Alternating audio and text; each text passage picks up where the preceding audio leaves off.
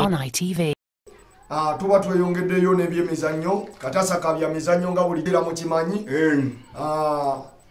Ligi y'abanaffe aba Bungereza erangiriddwa egenda kuddamu ng'ennaku z'omwezi 12 omwezi ogw'omwenda September. Automatically. Era fixture efulumya olunaku olwaleero. Kitegeze efulumidde wamu ne Europa. Fixture no Community Shield. Ne Community Shield nga mwenga 29 singa 29 wakati wa Arsenal ne Liverpool. Kitegeza fixture ikoze ki? Efulumye. Fixture eno ngenda kugibayitiramuko katono nnyo.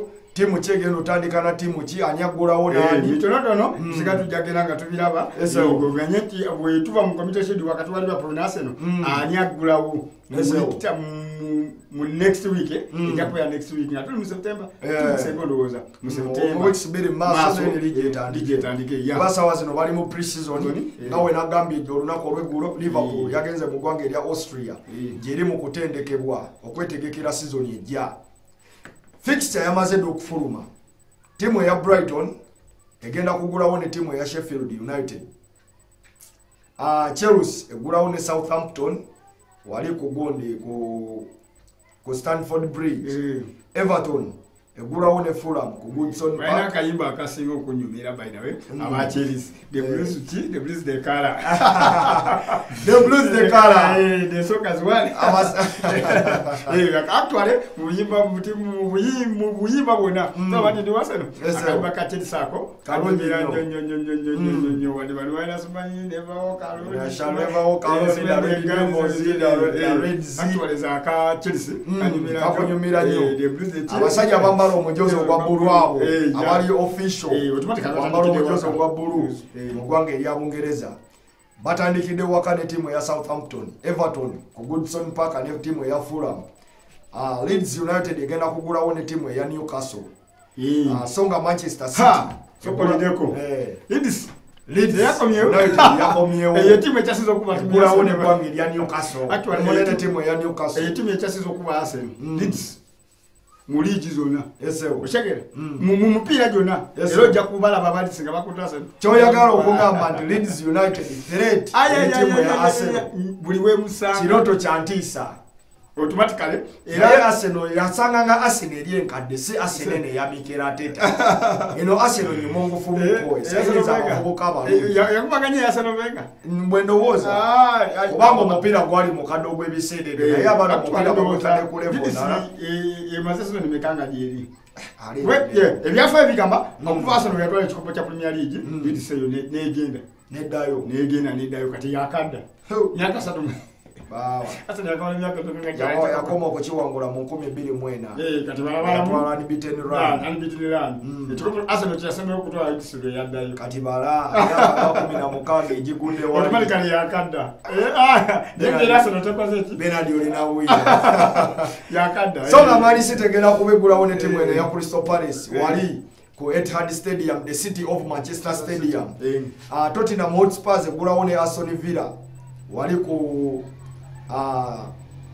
ekisawe kyali kimanyiddwa nga White Hart Lane wabula ng'essaawa zino bakiyita Tottenham Hotspur Stadium.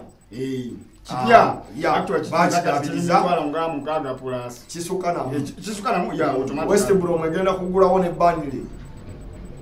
Songa West Ham egulawo ne timu ya Liverpool, the defending champions. Wolves etandike ne timu ya Leicester City. Awo wenyini wenjagala okutandikira Benadi timu ya Manchester United egulawo ne timu ya Arsenal.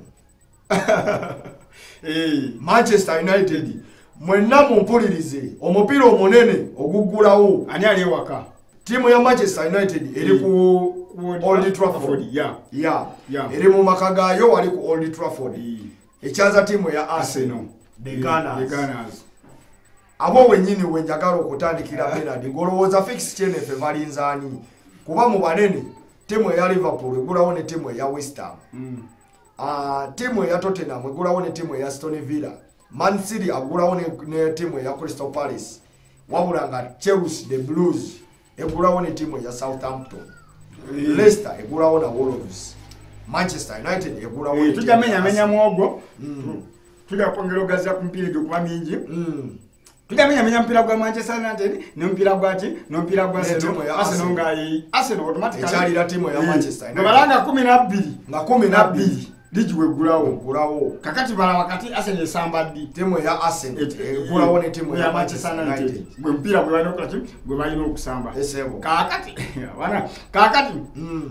Bw'otumamu Arsenal mpira gisembeeyo. Arsenal emalidde mu kifo kya 8. Kifo kya 8. Manchester United emalidde mu kifo kya 3. Season ewedde. Naye nga ku mpira ogwasooka Arsenal ya baba ne Man City ne Man U ne Man U gwagenda gutya. Arsenal kyenyinza okujjukizaako mu season eno ewedde. So kwale mpira manije yasambako na Arsenal. Emipiira giringa ebiri tana nyo kikopo kyate yamusangamu. Ebiri. Omunamukwa buli omu akubye munne omupiira gumu. Automatically osengera. Naye oliwe yakubira oti yaye nani? Bruno Fernandes. Kitofu. Teyalina mundu.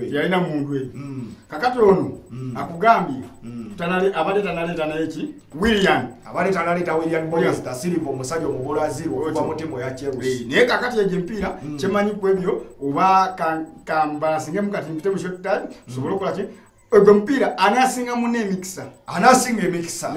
Yagenda wangula omupiira. Sina kintu okola amaliri. Ate tobala nti Arsenal eri ku form ejja kuba Manchester United. Oba Manchester Man U ne Arsenal timu ebeera ku form gye bakuba. Man U ne Arsenal timu ebeera ku form gye bakuba. Ekyo kijje kufi. Ngabula Man U kusevera kwe yabadde ku form bwe kiri ne bamutera ne bamususe ddiba. This is ITV Uganda.